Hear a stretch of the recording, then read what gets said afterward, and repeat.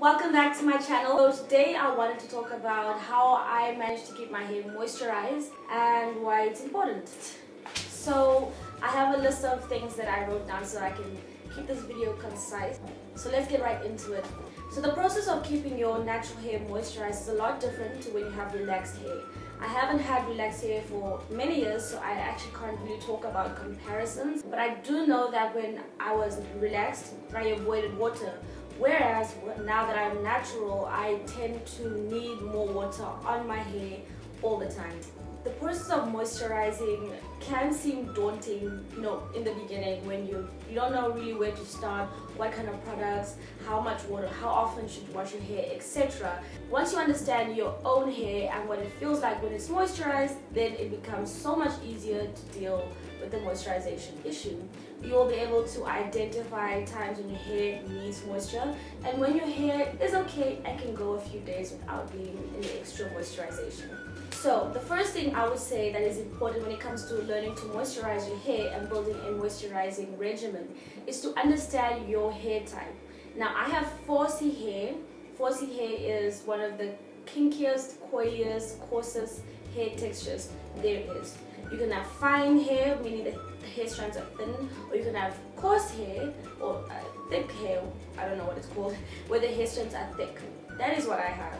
And then the type of curl pattern is not necessarily curly or S curls, but they are like random zigzags that go in all kinds of shapes and sizes. I will leave links down below to an amazing blog post that I read once that shows exactly what 4C hair is like under the microscope, which explains a lot of the reasons why it looks the way it does and why it's inherently dry.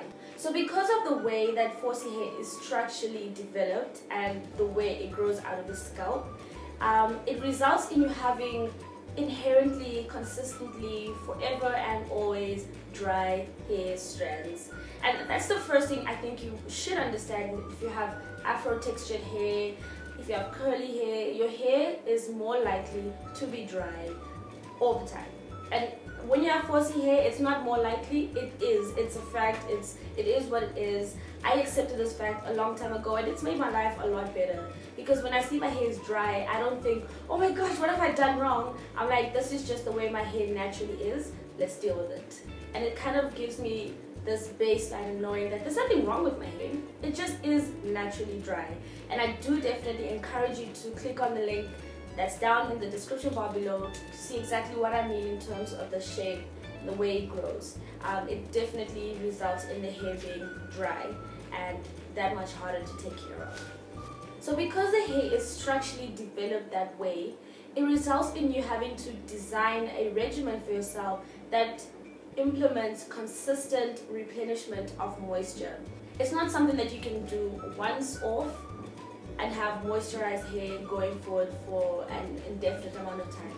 It is something that you have to continuously do to continuously replenish the depleted moisturization levels. Another important thing to realize is that hair is dead. So when you drink water, I know they say drink water and everything will be better. Drinking water aids in hair growth. So the hair that is growing out of the hair follicle at the scalp. But once the hair has left this follicle and it has been exposed to the air and the outside environment, it is essentially dead. This hair that you can see, the hair that you style, the hair that you deal with on a daily basis, that part is dead. And so drinking more water is good for your overall health, but it will not help keep your hair moisturized. You have to implement a system where you mechanically put water onto the hair strands from outside. Another thing that hinders our hair from being inherently moisturized, which is a result of the kinky hair texture, the sebum that our scalp naturally produces, which is the hair oils that is excreted from our scalp and from the follicles in our scalp. It moisturizes the roots of your hair, but because your hair is so kinky and has such random bends and just has no real smooth surface, it makes it impossible for that sebum to travel from the scalp down the hair shaft, which would help in moisturizing hair. And another reason why this doesn't happen is because how often do I comb my hair? I never take a comb from my scalp and brush my hair, which is something that people with straight hair or straighter hair textures do on a regular basis. They comb their hair and they bring the oils down their hair. That's why their hair becomes oily, etc. But that doesn't happen with that. The oils that we produce, it isn't enough to go down the hair strands. It's too difficult to go naturally down the hair strands. We don't comb our hair regularly, and so it results in us having even drier hair than technically was intended to happen. So now that we have established that having dry hair is just the way it is, that is the characteristic of your hair, it's not something to be upset about. It's the same as saying, oh, I have skin, cool, let's move on. It's the same thing. Your hair is the way it is. It's dry, and that's okay. It's not a problem. There's nothing you can do about it from a biological standpoint. But there's a lot you can do in terms of building a regimen that can reintroduce moisture back onto your hair strands. That's where knowing the difference between water-based products and oil-based products are. Water-based products are products that have their first and foremost ingredient being water or water soluble, and these are the products that really moisturize your hair.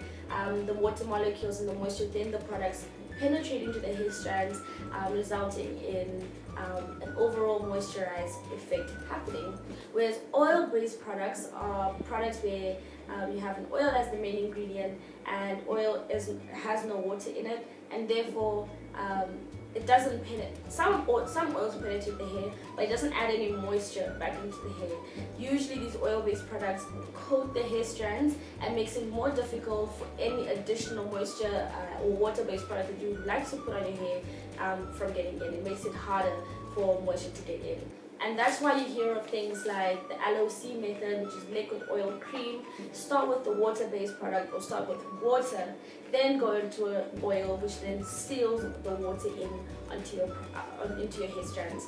I'm not going to go too deep into this now. If you want to know more about that, leave me comments down below or tweet me to let me know. But you can also do a search on YouTube. There are a lot of videos, very well explained, very scientific videos that explain this whole phenomena of, water going into the hair strands versus oil, etc. But it's important to know that you moisturize your hair with water-based products and not oil-based products. I personally just use water. I usually style my hair out of the shower after washing it, or I'll apply water to my hair to moisturize it, and then I'll seal it again with my shea butter.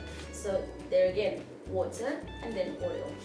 Another important step that should be part of your moisturizing regimen is regular cleansing of your scalp and of your hair. Now, cleansing your scalp is for another reason. This is more for making your scalp breathable, improving the health of the follicles, and ensuring that your scalp isn't being infested by bacteria and lint, all this kind of stuff. Washing your hair helps in removing buildup from products that you've been using over time, and as these products build up in your hair strands, it makes it harder for moisture that you're applying onto your hair to actually penetrate into the strands to moisturize your hair. So it is important to cleanse your hair regularly so that you can have optimization when you do your moisturizing process, which results in the long term having a more effective moisturizing regimen. So essentially that is my entire spiel about moisturization. It's important to know what your hair likes, what your hair feels like when it needs moisture, and how you're going to go about putting that moisture back onto your hair. For me, I keep it very simple, and I just use water and conditioner. And I'll be talking about that in my regimen series that is to follow. I wanted to do this one first because it is a burning, pressing issue. If your hair is not moisturized, it's more likely to break off. You're not going to retain them, and therefore your hair will seem like it's not growing. And people always ask me how I've managed to grow my hair. So I would say this is my absolute #1 tip when it comes to growing out your natural hair. Don't be afraid of water. But just one more random tip before I go. I never used to sleep with a satin scarf before I started my hair journey, before I started YouTubing and Googling how to take care of my hair. It makes all the difference when you sleep with a satin scarf versus when you sleep on your pillowcases, which are cotton. If you have a satin pillowcase and a satin bed sheet, well, then that's okay. You can skip the scarf. But it really makes a difference in moisturization levels. Product is just more likely to stay in your hair.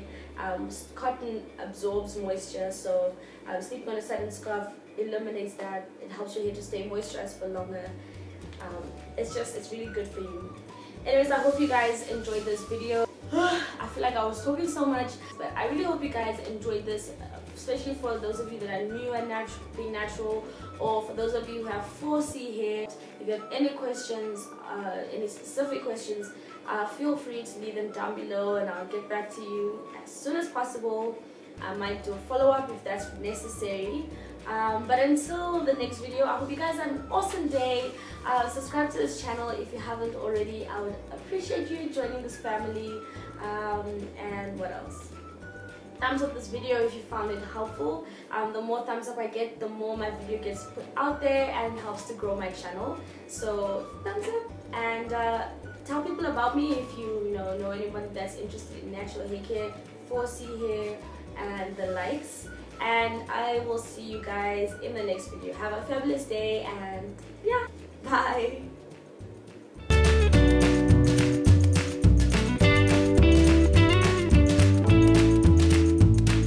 Which will lead in the long term in having so because which is making the process of moisturizing your hair, and in this case your natural hair. So the process of moisturizing your hair is essentially making sure that your hair stays with a well, once you understand your own hair, it results, it has